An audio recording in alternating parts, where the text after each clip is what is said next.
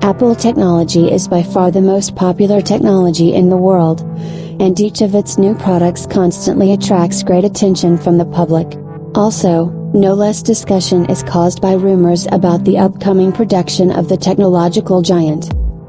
And so, if you believe the words of an authoritative source, Bloomberg, which constantly publishes only the most reliable information from its sources, the above company will very soon begin to manufacture its new iPhone.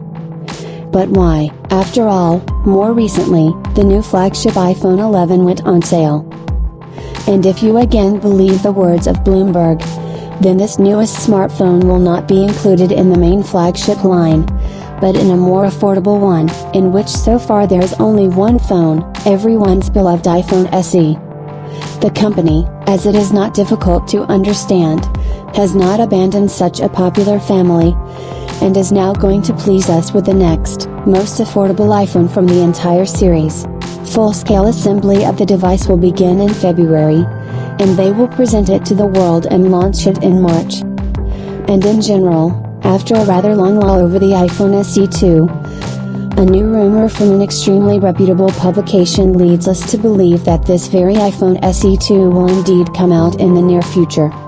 It should be remembered that last year an authoritative analyst who was always right in his information, Ming-Chi Kuo, told us that just in February to March, the so-called iPhone SE2 will be announced and will arrive for sale.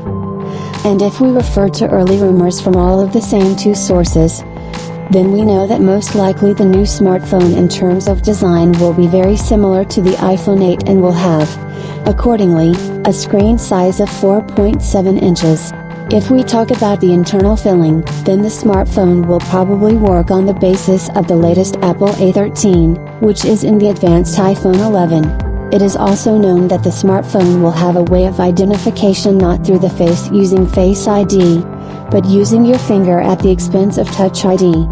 Be that as it may, the fact that Apple is developing a new iPhone right now is also indicated by a recent report from the same Bloomberg publication, which states that the tech giant asked its suppliers to increase the supply of A-series processors. Most likely the company is in such a hurry to its partners in order to be in time for the planned, but not yet announced release date.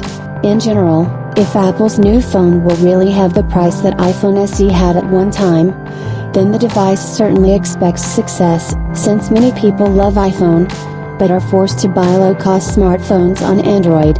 And the new generation iPhone SE will give people more choice, and that's great.